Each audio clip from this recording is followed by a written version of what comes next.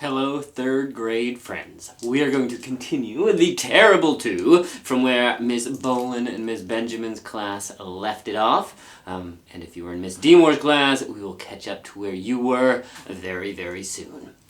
I will remind you, Niles just framed Miles for releasing 2,000 crickets throughout Miss Shandy's classroom. Chapter 22. Crickets! Said Principal Barkin. He was leaning so far over his desk that his purple head hovered uncomfortably in what Miles considered his personal zone. Cricket! Yes, said Miss Shandy, who was seated in a big chair next to Miles' big chair. Crickets. Miss Shandy, I was addressing Miles. Principal Barkin hovered.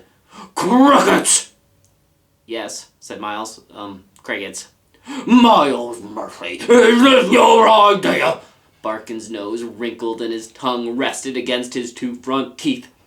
Of a prank! No, sir.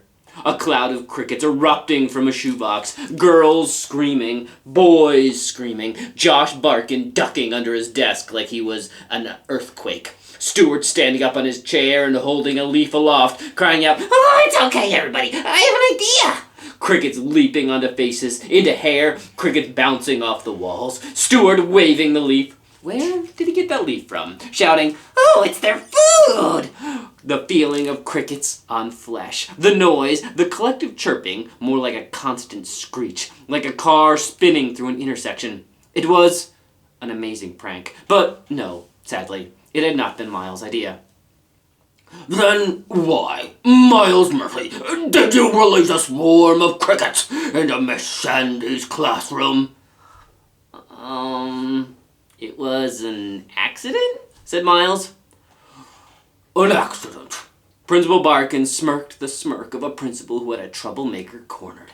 And why, Miles Murphy, were there thousands of crickets in your backpack? Miles winced the wince of a cornered troublemaker. As soon as the crickets had erupted from his backpack, Miles had known he'd have no answer to this question. But he hadn't come up with an answer. What could he do? Tell the truth? Of course not. Principal Barkin would never believe his own school helper could be responsible for something like this.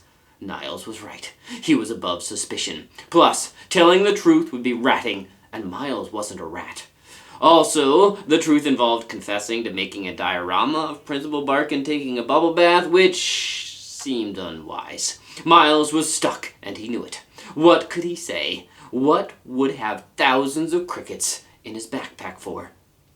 It was, visual aid, said Miles, to enhance my presentation. The color of Barkin's face seemed to flicker. What? Miss Shandy said even though we wouldn't get extra credit, we could still use visual aids if we thought it might supplement our own learning and the learning of the class. Is this true, Miss Shandy?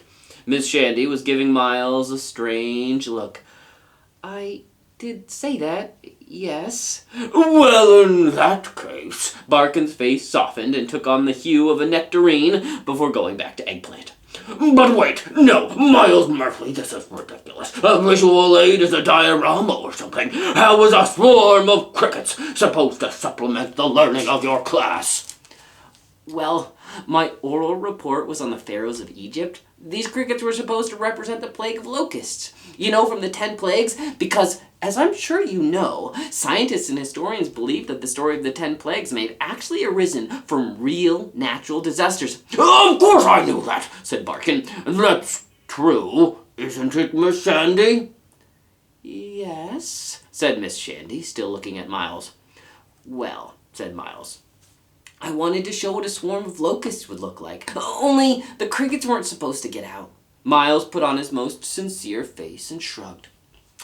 I guess I ended up doing a better job supplementing the learning of the class about swarms than I'd ever planned to. An innocent chuckle faded back into rueful earnestness. I know I sure learned a lot. Principal Barkin exhaled through his nose. He sat in his chair and slouched. I don't know. Something smells bad. It's probably the crickets, said Miles helpfully. They kind of smell like sweat. Not literally, said Barkin. Something smells bad metaphorically, and Barkins have great metaphorical noses. Something is off here, Miles Murphy. Something is wrong. This Miles Murphy is strike two! What was strike one? Miles asked. Strike one was parking my car at the top of the steps, which I still don't know how you did. Because I didn't.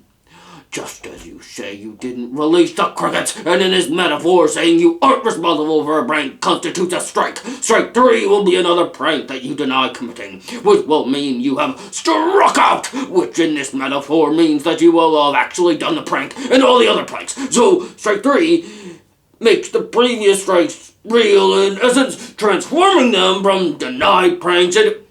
Principal Barkin, said Miss Shandy, if that's all, I think Miles should probably get back to the classroom and start rounding up the crickets. Oh, yes, of course, said Barkin. Miss Shandy, if you'll remain here, there's something I'd like to discuss with you. Miles stood up. Was this really it? Would he really be leaving unpunished? Quit your lollygagging, Barkin shouted. Go! Somewhere in the distance, a cow meowed. Alright, friends, I will talk to you next week for The Terrible 2, Chapter 23.